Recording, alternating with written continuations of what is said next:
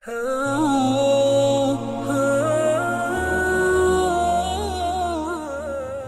ونصلي ونسلم على رسوله الكريم اما بعد فاعوذ باللہ من الشیطان الرجیم بسم اللہ الرحمن الرحیم۔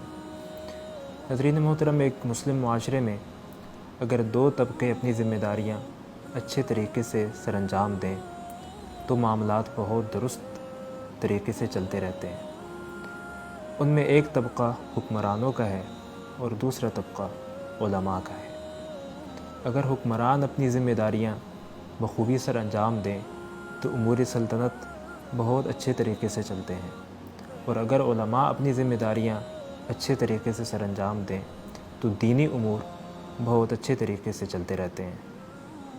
نبی کریم صلی اللہ علیہ وآلہ وسلم نے اپنی احادیث مبارکہ میں اس چیز کو بڑی وضاحت کے ساتھ بیان کیا ہے کہ جو حکمران ہیں ان کی کیا ذمہ داریاں ہیں اور ان سے اس کے بارے میں پوچھا جائے گا۔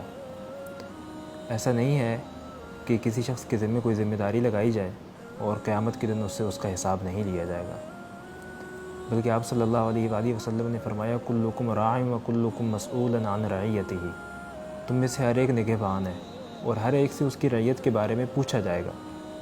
اگر کسی کی ذمہ داری اس کے گھر والوں کی تھی تو اس سے پوچھا جائے گا کہ اس نے اپنے گھر والوں کا کتنا خیال رکھا اور ان کے حقوق ادا کیے یا نہیں کیے، اور اسی طرح اگر کوئی حکمران ہے تو اس سے پوچھا جائے گا کہ اس نے اپنی سلطنت کے اندر عوام کا کتنا خیال رکھا اور ان کے کتنے حقوق ادا کیے۔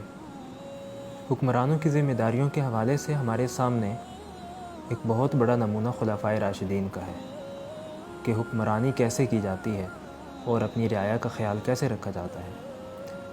حضرت ابو ذر غفاری رضی اللہ تعالیٰ عنہ سے آپ صلی اللہ علیہ وآلہ وسلم نے ارشاد فرمایا کہ جو عہدہ ہے یا جو حکمرانی ہے یہ قیامت کے دن رسوائی کا باعث اور رسوائی اور شرمندگی کا باعث بنے گی، اور انسان یہ خواہش کرے کہ کاش اس نے یہ عہدہ قبول نہ کیا ہوتا، لیکن جس نے اپنی ذمہ داری اچھے طریقے سے ادا کی تو اس کے لیے یہ رسوائی کا باعث نہیں بنے گی۔ حضرت عمر فاروق رضی اللہ تعالیٰ عنہ کی جو حکمرانی ہے وہ اتنی عادلانہ تھی، لیکن اس کے باوجود بھی آپ یہ دعا فرماتے اور یہ تمنا کرتے کہ کاش میں قیامت کے دن برابر برابر چھوٹ جاؤں اور مجھ سے حساب نہ لیا جائے۔ اسلامی سلطنت کے حکمران کی جو پہلی ذمہ داری ہے وہ یہ کہ وہ اپنی سلطنت کے اندر عقائد کی اصلاح کرے اور عقائد کا جو بگاڑ ہے اس کو درست کرے، لوگوں کے اندر اللہ تعالیٰ کی توحید کا عقیدہ پختہ کرے اور شرک و بدعات کا خاتمہ کرے۔ وہ لوگ جو لوگوں کے عقائد کو خراب کر رہے ہیں ان کا سد باب کیا جائے۔ حضرت علی رضی اللہ تعالیٰ عنہ کے دور میں آپ کو معلوم ہوا کہ کچھ لوگوں نے یہ کہا کہ حضرت علی رضی اللہ تعالیٰ عنہ نعوذ باللہ خدا ہیں، تو آپ نے ان کو بلایا اور ان سے یہ پوچھا کہ کیا تمہارا یہی عقیدہ ہے؟ تو انہوں نے کہا جی ہم یہی کہتے ہیں۔ تو آپ نے فرمایا کہ تم اس سے باز آ جاؤ ورنہ میں تمہیں آگ میں ڈال دوں گا۔ جب وہ باز نہیں آئے تو آپ نے ان کو آگ میں ڈالنے کا حکم دیا۔ تو سب سے پہلے حکمران کی ذمہ داری ہے کہ وہ اپنی سلطنت کے اندر عقائد کی اصلاح کرے۔ آج ہمارے معاشرے کے اندر عقائد کا بگاڑ پیدا ہو چکا ہے، شرک و بدعات کو فروغ دیا جا رہا ہے، سوشل میڈیا کے اوپر الہادی فکر کو پروان چڑھایا جا رہا ہے، لیکن کوئی روکنے والا نہیں ہے۔ وجہ یہ ہے کہ جو حکمران ہیں وہ دین سے نابلد ہیں، وہ دین سے ناواقف ہیں۔ ختم نبوت کے اوپر ڈاکہ ڈالا جا رہا ہے لیکن کسی کو پرواہ ہی نہیں ہے۔ تو حکمران کی یہ ذمہ داری بنتی ہے کہ وہ سلطنت کے اندر اسلامی عقائد کی حفاظت کرے۔ دوسری اہم ترین ذمہ داری حکمران کی یہ ہے کہ وہ امن و امان قائم رکھے، معاشرے کے اندر فساد نہ ہونے دے، باہمی لڑائی جھگڑے نہ ہونے دے۔ جو لوگ فساد کرتے ہیں قرآن حکیم میں ان کی سزا یہ ہے، جو لوگ زمین میں فساد پھیلاتے ہیں اور اللہ اور اس کی رسول کے ساتھ جنگ کرتے ہیں ان کی سزا یہ ہے کہ ان کو قتل کر دیا جائے، یا ان کو سولی پہ لٹکا دیا جائے، یا مخالف سمت سے ان کے ہاتھ اور پاؤں کاٹ دیے جائیں۔ تو یہ ان لوگوں کی سزا ہے جو معاشرے کے اندر فساد پھیلاتے ہیں، صوبائیت کی بنیاد پر، لسانیت کی بنیاد پر، مختلف نعروں کی آڑ میں معاشرے کے اندر بدامنی پھیلاتے ہیں، تو یہ ان کی سزا قرآن حکیم میں ذکر کی گئی ہے۔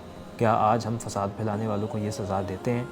اگر ہم یہ سزا نہیں دیتے تو معاشرے کے اندر امن و امان قائم نہیں ہو سکتا۔ تو مسلمان حکمران کی ذمہ داری ہے کہ وہ اپنی سلطنت کے اندر امن و امان قائم رکھے۔ تیسری ذمہ داری یہ ہے کہ وہ اپنے ملک کے باشندوں کو، چاہے وہ کسی شہر میں ہوں یا کسی دور دراز علاقوں میں ہوں، ان کو رزق کے کمانے کے یکساں مواقع فراہم کیے جائیں۔ یہ نہ ہو کہ شہر کے اندر رزق کے مواقع فراہم کیے جائیں اور جو دور دراز علاقوں میں رہنے والے لوگ ہیں ان کو رزق کے کمانے کے مواقع یکساں فراہم نہ کیے جائیں۔ معاشی انصاف قائم کیا جائے اور لوگوں کو برابری کی بنیاد پر مواقع ملنے چاہیے کہ وہ اپنا روزگار کر سکیں۔ ایک اسلامی ریاست عام طور پر ٹیکس وصول نہیں کر سکتی، وہ اپنے اخراجات خود برداشت کرتی ہے اور اس کو اپنے تمام تر اخراجات خود پورے کرنے چاہیے۔ ہاں، اگر اخراجات بہت زیادہ بڑھ جائیں تو پھر عادلانہ طریقے سے بقدر ضرورت ٹیکس لگایا جا سکتا ہے۔ پھر اس کے بعد ایک اہم ترین ذمہ داری وہ تعلیم اور صحت کی سہولیات کی فراہمی ہے کہ ایک حکمران اپنی عوام کو تعلیم کے مواقع فراہم کرے اور صحت کی سہولیات فراہم کرے۔ نہیں، ایسا نہ ہو کہ چند لوگ تو بہت اچھے تعلیمی اداروں میں تعلیم حاصل کریں اور اگر وہ بیمار ہوں تو وہ اپنا علاج بہت اچھی جگہ سے کروا لیں، لیکن عوام کے لیے اور عام لوگوں کے لیے یہ سہولت میسر نہ ہو، بلکہ تعلیم اور صحت کے یکساں مواقع فراہم کرنا بھی حکمران کی ذمہ داری ہے۔ حکمران کو چاہیے کہ وہ اپنی رعایا کا خیال رکھے اور اپنے فرائض بھرپور طریقے سے ادا کرے اور اپنی رعایا کے حقوق بھی ادا کرے۔ اللہ تعالی ہمیں اپنے احکامات پر عمل کرنے کی توفیق عطا فرمائے۔ وما علینا الا البلاغ۔